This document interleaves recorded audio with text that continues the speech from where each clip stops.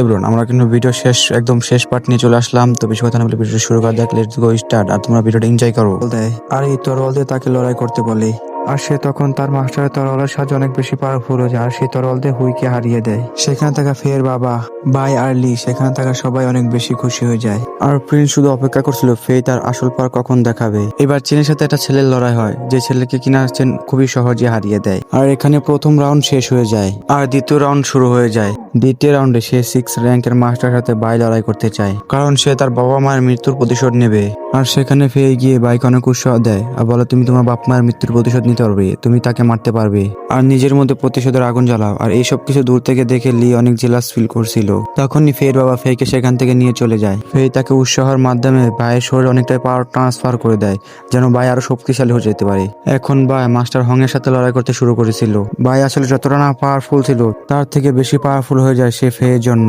এই পাওয়ারের সাহায্যে ভাই মাস্টারের সাথে লড়াই করছিল। এক পর্যায়ে গিয়ে সে মাস্টারকে হারিয়ে দেয় আর মাস্টারের জায়গার সঙ্গে সঙ্গে একদমই মারা যায়, একদমই ভস্ম হয়ে যায়। এইসব কিছু দেখে তো সবাই অনেক বেশি অবাক হয়ে যায়। সবাই অবাক হয়ে বলে, ভাই এতটা পাওয়ারফুল যে সে 6 নাম্বার র্যাঙ্কের মাস্টারকে হারিয়ে দিল।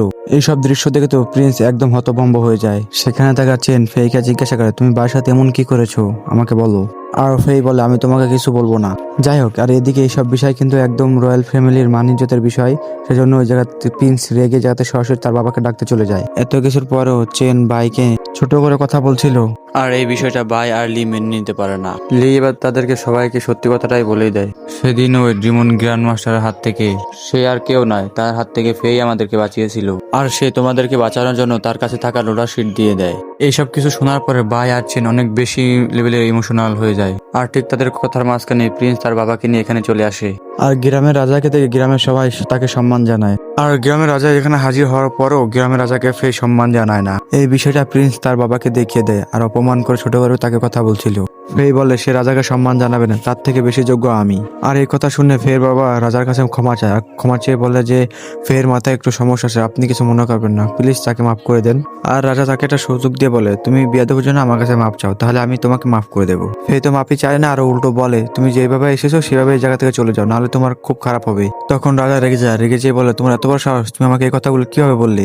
আর তখন রাজা বললে, আমি হলাম 10th র্যাঙ্কের, তুমি আমার সঙ্গে পাঙ্গা লড়ছো, লড়াই করা এবং বেয়াদবি করার সাহস করছো? আর তখনই সেখান থেকে আশেপাশের লোক ভয় পেয়ে যায়। আর গ্রামের সবাই ফেক এটা করতে মানা করে, কিন্তু ফের তো অন্য উদ্দেশ্যে ছিল। গতকালকে তার মাস্টার তাকে সেই বীজ তৈরি করে দিয়েছিল, আর সেই বীজটা 5টা জড়িবুটিতে তৈরি করা যায়, আর এটা সে খেলে সবচেয়ে বেশি পাওয়ারফুল হয়ে যাবে। সেদিন সে ওই পিলটা খায়নি, আর তার মাস্টারও বলেছিল, যেদিন তোমার সবচেয়ে বেশি এটা প্রয়োজন হবে সেদিন তুমি এটা হুট করে গিলে ফেলবে, তাহলে তুমি সবচেয়ে বেশি পাওয়ারফুল হয়ে যাবে। যাই হোক, তার পরিবারের সঙ্গে তো হিংসাত্মক কাজ করার জন্য প্রিন্সের উপরে আর রাজার উপরে ফের অনেক বেশি রাগ ছিল।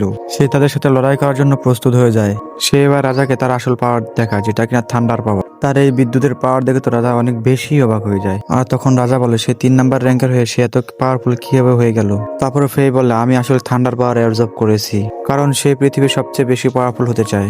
যাই হোক, এসব কিছুর পরেও কি রাজা তার সাথে ফাইট করতে চায়, এবং তার পাওয়ারের মধ্যে রাজা এবং রাজকুমারকে দুজনকে কাবু করে ফেলে।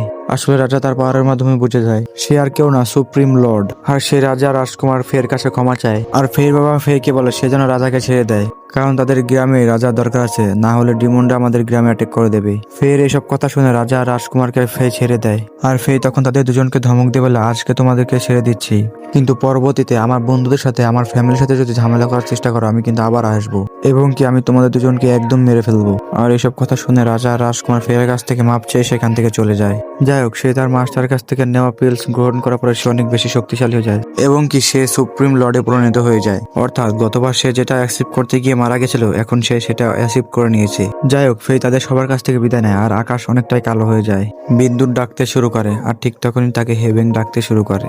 আর হেভেন ডাক শুনে ফেই এখান থেকে চলে যায়, কারণ তো সে পৃথিবীর মানুষ না, সে অন্য জগতের মানুষ।